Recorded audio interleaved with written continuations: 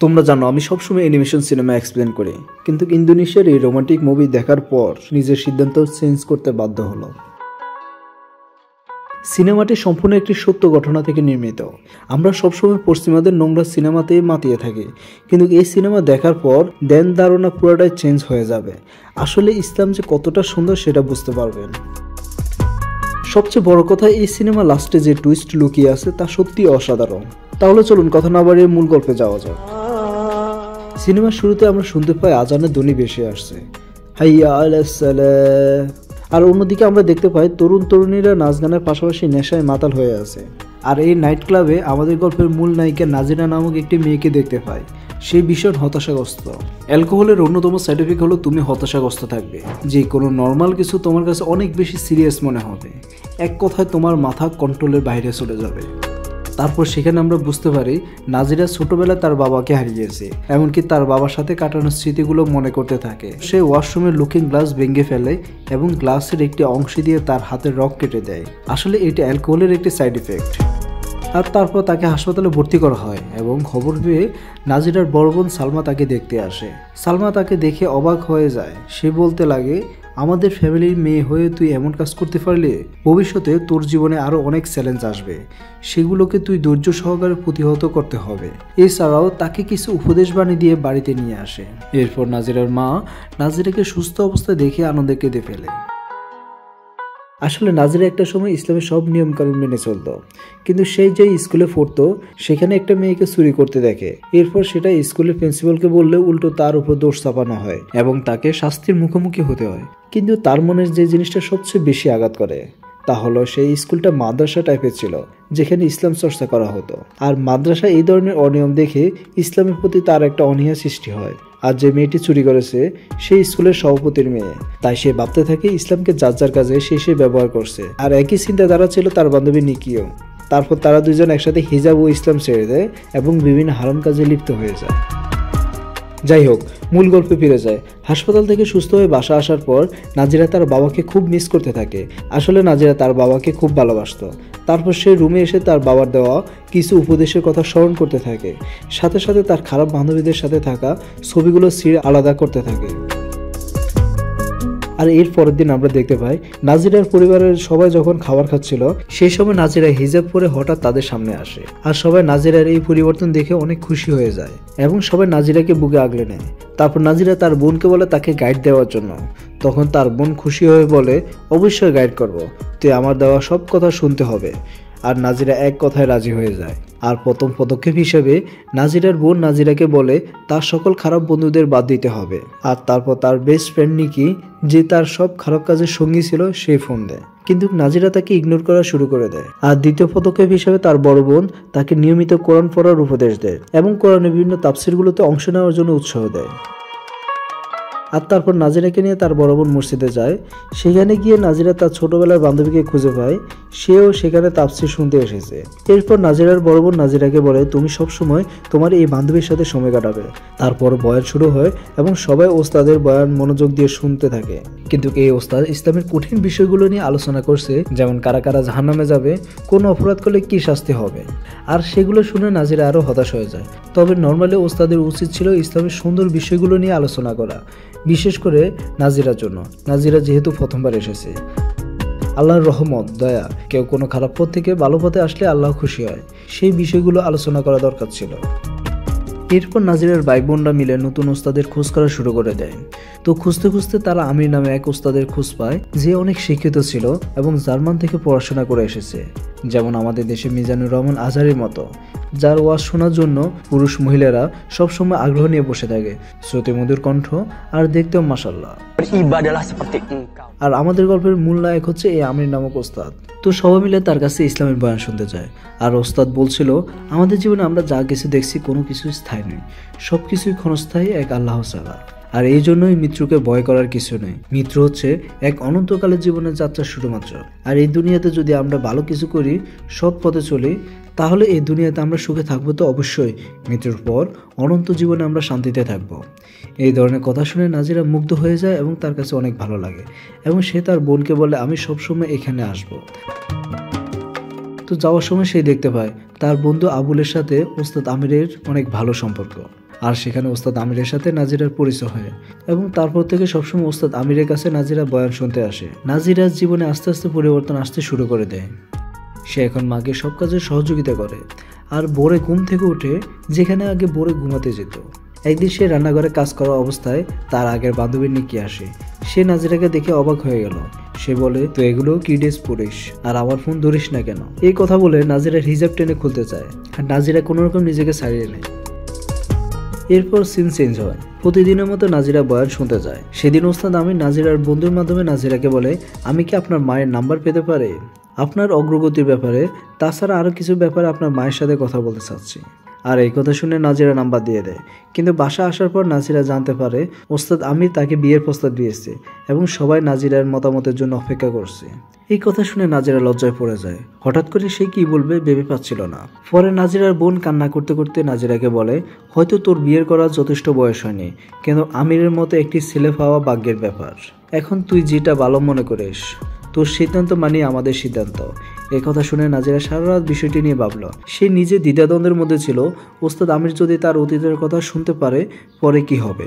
আর সেই সিদ্ধান্ত নেয় ওস্তাদ আমিরকে পরে সবকিছু জানিয়ে দেবে এবং তার পরিবারকে হাঁ বলে দেয়। আর পরিবারের সবাই তার এই সিদ্ধান্তে অনেক বেশি খুশি হয়। এরপরের দিন তারা নাস্তা রেডি করতে থাকে, কারণ ওস্তাদ আমির ও তার বড় ভাই মাকে নিয়ে নাজিরার বাড়িতে আসছে। তো দুই পরিবার যখন কথা বলছিল তখন আলাদাভাবে নাজির ও আমিরাকে কথা বলার জন্য সুযোগ করে দেওয়া হয়। এটা হলো ইসলামের প্রকৃত সৌন্দর্য, কিন্তু আমাদের দেশে এরকম দেখা যায় না, খুব সচেতন ফ্যামিলি ছাড়া। আর গ্রামের কথা যদি বলি, সেখানে তো মোটেও না, বাবা মা যা বলবে সেটাই ঠিক। যাই হোক, আলাদা কথা বলার সময় নাজিরা ওস্তাদ আমিরকে তার অতীত সম্পর্কে খুলে বলতে চায়, কিন্তু ওস্তাদ আমির সাফ জানিয়ে দেয়, আপনার অতীত নিয়ে আমার কোনো সমস্যা নেই, কারণ অতীত আমরা পরিবর্তন করতে পারবো না, কিন্তু চাইলে আমরা ভবিষ্যৎ পরিবর্তন করতে পারি। আর আমি আপনাকে আপন করে নিয়ে আপনার কাছ থেকে আপনার সম্পর্কে জানবো। যাই হোক, পরে তাদের বিয়ে সম্পূর্ণ হয় এবং তারা দুইজন অনেক আনন্দে ছিল। পরে বিয়ের প্রথম রাতে নাজিরা অনেক লজ্জিত ছিল, তাই নাজিরাকে স্বাভাবিক করার জন্য ওস্তাদ আমির তাকে কাঁধে নিয়ে ঘোরাফেরা করে। পরে রুমে আসার পর হঠাৎ নাজিরার পেটে ব্যথা শুরু হয় আর ওস্তাদ আমির তাকে আস্তাগফিরুল্লাহ আল আজিম বলতে বলে। কিছুক্ষণ পর নাজিরার পেটে ব্যথা কমে যায় এবং সে ঘুমিয়ে পড়ে। আর ভোর রাতে যখন আমির নামাজ পড়তে ওঠে তখন নাজিরাকেও ডাকে, কিন্তু নাজিরা ঘুমের জন্য উঠতে পারছে না, যার কারণে আমির একাই তাহাজ্জুদ নামাজ পড়ে। আর সে মোনাজাতে বলে, আল্লাহ, আপনি আমাদের দাম্পত্য জীবন মুহাম্মদ সাল্লাল্লাহু আলাইহি সাল্লাম ও তার স্ত্রী খাদিজার মতো গড়ে তুলুন। আর এই কথা শুনে নাজিরা অনেক খুশি হয়ে যায়। এরপর নাজিরা আমিরের বয়ান শুনে, যা স্ত্রী হিসেবে প্রথমবার ছিল। আমির তার বয়ানে বলছিল, পৃথিবীর সব ভালোবাসায় ক্ষণস্থায়ী, শুধুমাত্র আল্লাহর ভালোবাসা চিরস্থায়ী। আপনি যে কোনো বিষয় আল্লাহকে স্মরণ করবেন, অবশ্যই আল্লাহ আপনাকে সাহায্য করবে। এরপর আমির নাজিরাকে নিয়ে তার ব্যবসা প্রতিষ্ঠানে যায়, যেখানে সে অর্গানিক মধুসহ বিভিন্ন ধরনের পণ্য সেল করে থাকে। আর তাদের মধ্যে অনেক মিল ছিল, তারা একে অপরকে বিভিন্ন কাজের সাহায্য সহযোগিতা করত, একসাথে নামাজ আদায় করত, সব মিলে তাদের কাপলটা ছিল অনেক হ্যাপি। তো বিয়ের 4-5 দিন পর তারা একটি শপে কিছু কেনাকাটা করার জন্য আসে। সেখানে হঠাৎ নাজিরা বান্ধবী নিকির সাথে তাদের দেখা হয়। আর নিকি সেখানে তাকে অনেক তুচ্ছ তাচ্ছিল্য করে বলে, আমাকে না জানিয়ে বিয়ে করে ফেললি? তুমি কি মনে করছো একজন ওস্তাদকে বিয়ে করলে জান্নাতি হয়ে যাবা? বিয়ের আগে কি করছো মনে আছে? আর আমিরকে বলে, বিয়ের আগে নাজিরার অতীত সম্পর্কে জানা আপনার দরকার ছিল। আর এই কথা বলেই সে সেখান থেকে চলে যায়।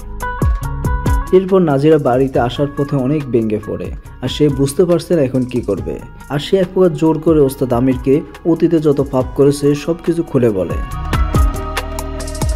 আর এই সময় হঠাৎ নাজিরার পেটে আবার ব্যথা শুরু হয় আর আবারও আস্তাগফিরুল্লাহ আল আজিম বলতে বলতে তারা বাড়ি ফিরে আসে এবং সেই রাতে তাদের মধ্যে গভীর ভালোবাসা হয়। এর কিছুদিন পর নাজিরা আমিরকে নাস্তা দেওয়ার সময় একটা প্লাস্টিকের বক্স দেয়, যেখানে মহিলাদের প্রেগনেন্সি টেস্টের একটি কিট ছিল। আর সেটা দেখে বুঝতে পারে আমির বাবা হতে যাচ্ছে এবং মহানন্দে একে অপরকে জড়িয়ে ধরে। পরে তারা ডাক্তারের কাছে এসে চেক আপ করে বাসা যাওয়ার সময় তারা সিদ্ধান্ত নেয় এখন কাউকে এই বিষয়টা জানাবে না, 2 মাস পর সবাইকে জানাবে। এরপর আমির যখন তার ব্যবসা প্রতিষ্ঠান নিয়ে ব্যস্ত ছিল তখন হঠাৎ নাজিরার ফোন আসে এবং সে অসুস্থতা ফিল করে। আর তখনই আমির বাড়িতে এসে দেখে নাজিরার ব্লিডিং হচ্ছে আর তাদের বাচ্চা নষ্ট হয়ে গেছে। তাৎক্ষণিকভাবে আমির নাজিরাকে হাসপাতালে ভর্তি করায়। তখন নাজিরা আমিরকে প্রশ্ন করে, আল্লাহ যা করে সবকিছু যদি ভালোর জন্য করে তাহলে আমাদের এত বড় শাস্তি দিলেন কেন? তখন আমির নাজিরাকে বরাবরের মতো আস্তাগফিরুল্লাহ আল আজিম বলতে বলে। এই ঘটনা ঘটার পর নাজিরা সবসময় একা থাকার চেষ্টা করে, কিন্তু আমির তাকে সঙ্গ দিয়ে যাচ্ছে। আমির নাজিরাকে জড়িয়ে ধরে বলে, তুমি সবকিছু বলে যাও, যাই হোক না কেন আমি সবসময় তোমার পাশে থাকবো। আর বিশ্বাস করো, আল্লাহ যা করে ভালোর জন্যই করে। যারা সবসময় আল্লাহর উপর অগাধ বিশ্বাস রাখে তারা কখনো হতাশ হয় না। এরপর তারা আস্তে আস্তে স্বাভাবিক হতে থাকে। আর কিছুদিন পর তারা আবার বাচ্চা নেওয়ার চেষ্টা করে, কিন্তু কোনোভাবে তারা সফল হয় না। নাজিরা বরাবরের মতো হতাশ হয়ে আমিরকে জড়িয়ে ধরে কান্না করতে থাকে, কিন্তু আমির তাকে হতাশ না হয়ে আল্লাহর কাছে চাইতে বলে। এরপর বলে, আল্লাহ অবশ্যই আমাদের সাহায্য করবে। পরে নাজিরা ও তার বোন একটি মহিলার বয়ান শুনতে যায়। সেখানে সে মহিলা বলে যে আল্লাহ আমাদেরকে দুনিয়াতে পাঠিয়েছে পরীক্ষা নেওয়ার জন্য। আল্লাহ আমাদেরকে এক একভাবে পরীক্ষা করবে, কখনো ভয়, কখনো জানমাল দিয়ে পরীক্ষা করবে, আবার কখনো নিয়ে পরীক্ষা করবে। কিন্তু সুসংবাদ তাদের জন্য যারা এই সময় ধৈর্য ধারণ করবে এবং আল্লাহর কাছে সাহায্য প্রার্থনা করবে, আর তারাই হবে সফল। এই কথা শুনে নাজিরা অনেক স্বাভাবিক হয় এবং আল্লাহর উপর সবকিছু ছেড়ে দেয়। পরে নাজিরা আমিরের সাথে একটি মসজিদে যায় সারা রাত ইবাদত করার জন্য। ইবাদত শেষে সকালে যখন তারা একসাথে বের হচ্ছে, তখন নাজিরা বলে, তোমাকে অনেক ধন্যবাদ আমাকে এখানে নিয়ে আসার জন্য। আমি মানসিকভাবে অনেক সুস্থ বোধ করছি। আর এইভাবে বেশ কিছুদিন কেটে যায়। এখন আর নাজিরাকে তাহাজ্জুদ নামাজের জন্য জাগাতে হয় না, সে নিজেই আমিরকে জাগিয়ে তোলে। নাজিরা আল্লাহর কাছে প্রার্থনা করেন, আপনি আমাকে আমার স্বামীর জন্য উত্তম স্ত্রী হিসেবে গড়ে তুলুন। এভাবে তারা আস্তে আস্তে স্বাভাবিক হয়ে ওঠে। এখন তারা সন্তান নেওয়ার কোনো চিন্তা করে না, ওটা আল্লাহর উপর ছেড়ে দিয়েছে। আল্লাহ যা করে ভালোর জন্যই করে, হলে হবে, না হলে আমরা শান্তিতে জীবন কাটিয়ে দেব। এরপর আমির ও নাজিরা দুইজন একদিন সিনেমা দেখতে যায়। তবে আমির সিনেমা না দেখে সম্পূর্ণ সময় নাজিরাকে দেখতে থাকে। নাজিরা বারবার আমিরকে মুখ ফিরাতে বললেও আমির বলে, তুমি এত সুন্দর, আমার আর অন্য কিছু দেখতে ইচ্ছে করছে না। এরপর তারা একদিন বাইরে থেকে বাড়িতে ফেরার সময় হঠাৎ তাদের পাশ দিয়ে কিছু লোক দৌড়ে যাচ্ছিল। তারাও তাদের সাথে গিয়ে দেখে একটা মেয়ে ছাদের উপর থেকে লাফ দেওয়ার চেষ্টা করছিল। নাজিরা ওই মেয়েকে দেখে অবাক হয়ে যায়। আসলে ওই মেয়েটা ছিল তার বান্ধবী নিকি। আর নাজিরাকে দেখে নিকি বলে, সবকিছুর জন্য তুই দায়ী। আমি সবসময় তোর সাথে থাকতে চেয়েছিলাম, কিন্তু তুই ইগনোর করে তোর কাছ থেকে আমাকে অনেক দূরে সরিয়ে দিলে। আর এই কারণে আমি অন্য খারাপ ছেলেদের সংস্পর্শে চলে যাই। এখন আমি প্রেগনেন্ট হয়ে গেছি, আর এই বাচ্চা নেওয়ার চেয়ে আমার জন্য মরে যাওয়াই অনেক ভালো। তখন আমির ও নাজিরা তাকে বলে, আত্মহত্যা করা মহাপাপ। আল্লাহ সব গুনাহ মাফ করলেও এই গুনাহ কখনোই মাফ করবে না। আর দুনিয়াতে কত মানুষ রয়েছে একটা বাচ্চার জন্য পাগল হয়ে রয়েছে। আমি নিজেও একটা বাচ্চা নেওয়ার জন্য পাগল হয়ে রয়েছি। এই বাচ্চাটা তোর জন্য আশীর্বাদ হতে পারে, তুই ফিরে আয়, নিশ্চয় আল্লাহ তোকে উত্তম প্রতিদান দেবে। এরকম অনেক কথা বলার পর নিকি নিচে নেমে আসে, আর নাজিরা হতাশাগ্রস্ত নিকিকে জড়িয়ে ধরে। পরে দেখতে দেখতে আমির ও নাজিরার বিয়ের 100তম দিন চলে আসে। আর এই স্পেশাল দিনে আমির নাজিরাকে একটি বিশেষ উপহার দেয়। নাজিরা এই উপহারগুলো পেয়ে অনেক বেশি খুশি হয়, ধীরে ধীরে বলে, আমার উপহারের কোনো দরকার নেই, আমি উপহার হিসেবে সারা জীবন তোমাকে চাই। আর এখানে আমিরও সারা জীবন নাজিরার পাশে থাকার প্রতিশ্রুতি দেয়। এই পয়েন্টটা আপনাদের মনে রাখতে হবে। এরপর আরো একটি বড় উপহার দেওয়ার জন্য আমির নাজিরার চোখ বেঁধে নিয়ে যায়। তারপর নাজিরা চোখ খুলে দেখতে পায় আমির নাজিরার জন্য শহরে একটি সুন্দর জায়গায় অনেক সুন্দর একটি বাড়ি নির্মাণ করেছে। এরপর তারা দুইজন ঘুরে দেখে এবং কোথায় কোন ফার্নিচার দিবে, কিভাবে ঘর সাজাবে সেটা পরিকল্পনা করছে। কিন্তু ওই সময় হঠাৎ আমির কাশতে শুরু করে এবং ওই কাশির পরিমাণ ছিল অনেক ভয়ানক, অনেক খারাপ, যার কারণে তাকে দ্রুত হাসপাতালে ভর্তি করা হয়। আর ডাক্তার বিভিন্ন পরীক্ষা নিরীক্ষা করে দেখে আমিরের ফুসফুসিতে ইনফেকশন হয়েছে। এরপর নাজিরা সার্বক্ষণিক আমিরের পাশে থেকে আমিরকে সেবা করতে থাকে। পরে আমির সুস্থ হয়ে ওঠে, তবে তাকে 60 দিন হাসপাতালে ভর্তি থাকতে হয়। তার মানে তাদের বিয়ের এখন 160 দিন চলে। সুস্থ হয়ে তারা নাজিরার বাবার বাড়িতে আসে। সবাই আমিরকে সুস্থ দেখে অনেক খুশি হয়ে যায়। শ্বশুর বাড়ির লোকেরা আমিরকে অনেক আপ্যায়ন করে, আর সেও সময়টা অনেক এনজয় করে এবং সবাই মিলে চলে যায় সাগর পাড়ে। সেখানে তারা ফ্যামিলি ট্যুর দেয় এবং আমির নাজিরাকে জড়িয়ে ধরে বলে, আমাদের সন্তান হলে এই সাগর পাড়ে একটি বাড়ি বানাবো, যেখানে আমাদের সন্তানরা বড় হবে। এরকম তারা বিভিন্ন ধরনের প্ল্যান করতে থাকে আর অনেক আনন্দ করে। হঠাৎ আমিরের এত ভয়ঙ্করভাবে কাশি শুরু হয় যে তাৎক্ষণিকভাবে তাকে হাসপাতালে ভর্তি করতে হয়। এবার আমিরের অবস্থা অনেক খারাপ ছিল, যা আশঙ্কাজনক, যার কারণে নাজিরা আমিরকে অনেক টেক কেয়ার করতে থাকে। কিন্তু টানা কয়েকদিনের পরিশ্রমে নাজিরার অনেক বেশি কষ্ট হচ্ছিল। তাই আমির নাজিরাকে বলে বাসা থেকে ঘুরে আসার জন্য, কিন্তু নাজিরা কোনোভাবে যেতে চাচ্ছিল না। পরে আমিরের অনেক রিকোয়েস্টে নাজিরা বাড়িতে গেল, কিন্তু বাড়িতে যাওয়ার পরে নাজিরার কিছুতেই বাড়িতে মন বসছিল না। তারপর নাজিরা আমিরকে বলে, প্লিজ তুমি তাড়াতাড়ি সুস্থ হয়ে যাও, তুমি ছাড়া আমার বাড়িতে ভালো লাগে না। এরপর নাজিরা সে নতুন বাড়িতে গিয়ে কাজের অগ্রগতি দেখে আর ইঞ্জিনিয়ারদের কাজ বুঝিয়ে দিচ্ছিল। কিন্তু হঠাৎ সে সময় নাজিরার ফোনে কল আসে। তাৎক্ষণিকভাবে হাসপাতালে গিয়ে দেখতে পায় আমির নাজিরাকে সারপ্রাইজ দেওয়ার জন্য কল দিচ্ছে। নাজিরার প্রিয় খাবারটা দুইজন একসাথে খাবে বলে। চিন্তা করা যায় এত অসুস্থতার মধ্যেও তাদের রোমান্টিকতা থেমে নেই। কতটা সুন্দর কাপল ছিল তারা। তারপর খেতে খেতে আমির বলে, এবার সুস্থ হওয়ার পর আমরা আবার সন্তান নেওয়ার চেষ্টা করব। পরে নামাজের সময় হয়ে গেলে তারা একসাথে নামাজ পড়ে। আর সেদিন মাগরিবের পর আমিরের অবস্থা আরো খারাপ হতে থাকে। এতটাই খারাপ ছিল যে তাৎক্ষণিকভাবে তাকে আইসিইউতে নিতে হয়। কিন্তু তার অবস্থা খারাপ থেকেও আরো খারাপের দিকে যাচ্ছে। আইসিইউতে ডাক্তাররা যখন আমিরের চিকিৎসা করছিল তখন পুরোটা সময় নাজিরা কোরআন শরীফ পড়ে আর বাকিরা সবাই দোয়া করতে থাকে। পরে ডাক্তাররা দেখে আমিরের হাতে বেশি সময় নেই।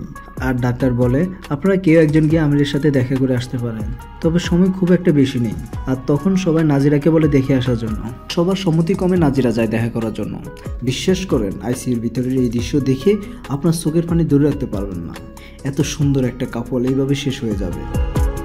নাজিরা আমিরকে দেখে বুঝে তার হাতে খুব বেশি সময় নেই। তাই নাজিরা আমিরকে বলে, তুমি কি বিশ্রাম নিতে চাও? কিন্তু তুমি যদি বিশ্রাম নিতে চাও আমি জানি না এটার জন্য আমি প্রস্তুত কিনা। অর্থাৎ নাজিরা এখানে বিশ্রাম বলতে আমিরের মৃত্যুকে বুঝিয়েছে। কিন্তু আমির যদি মারা যায় এটার সঙ্গে নাজিরা কাটাতে পারবে কিনা সেটা নিয়ে সে নিশ্চিত নয়। আর তখন আমি তার মুখের মাস্ক সরাই এবং নাজিরাকে হাসতে বলে। আর সে মৃত্যুর আগে নাজিরা শেষ হাসিটা দেখতে চায়। আর আমি নাজিরাকে সেই কথাটাই বলে যেটা শোনার জন্য নাজিরা প্রস্তুত ছিল না। সে বলে, সারা জীবন তোমার পাশে থাকা প্রতিশ্রুতি দিয়েছি, কিন্তু তোমার পাশে থাকতে পারিনি বলে আমাকে ক্ষমা করে দিও। পরে নাজিরা চোখ দিয়ে অনবরত পানি পড়তে থাকে। নাজিরা আমিরকে বলে, চলো তুমি ঘুমিয়ে পড়ার আগ পর্যন্ত আমরা জিকির করতে থাকি, আস্তাগফিরুল্লাহ আল আযীম, আল্লাহ ছাড়া কোনো মাবুদ নেই। অনেক কষ্ট হওয়া সত্ত্বেও আমির ঠোঁটে ঠোঁট মিলিয়ে পড়তে থাকে আস্তাগফিরুল্লাহ আল আযীম। আর এইভাবে আমির দুনিয়ার মায়া ত্যাগ করে চলে যায়। পরে নাজিরা তার প্রিয় মানুষটাকে হারিয়ে অজোরে কান্না করতে থাকে। আর আমরা দেখতে পাই আমিরের দাফন কাফন ও দোয়া মনোজাত করে সবাই স্বাভাবিক হচ্ছিল। কিন্তু নাজিরা কোনোভাবে স্বাভাবিক হতে পারছে না। নাজিরা আমিরকে কিছুতেই ভুলতে পারে না। তো নাজিরা বারবার মনে মনে বলছিল, আমাদের কত ইচ্ছে অপূর্ণ রয়ে গেছে, আমরা কত স্বপ্ন দেখেছি। নতুন বাড়িতে ওঠা হলো না, সন্তানের মুখ দেখা হলো না, একসাথে সন্তান লালন পালন করা হলো না, সারা জীবন একসাথে থাকা হলো না। আমরা দেখতে পাই নাজিরা একটি বই লেখে, যে বইয়ের নাম 172, কারণ তাদের বিয়ের পর আমির 172 দিন বেঁচে ছিল। তো এই ঘটনার পর সিনেমা শেষ হয়ে যায়। আমার ওপিনিয়ন, সিনেমাটি অল্প বাজেটের মধ্যে দুর্দান্ত একটি গল্প নিয়ে এসেছে। আর এটা যদি ইসলামিক সিনেমা না হয়ে অন্য সিনেমা হতো, IMDb রেটিং আরও অনেক বেশি হওয়ার আশঙ্কা ছিল। পরিশেষে প্রতিবারের মতো একটাই কথা, এই ধরনের সিনেমা যদি আপনাদের ভালো লাগে তাহলে চ্যানেলটি সাবস্ক্রাইব করে ভিডিওটিতে একটি লাইক করতে ভুলবেন না। আর সবাই ভালো থাকবেন, সুস্থ থাকবেন। আল্লাহ হাফেজ।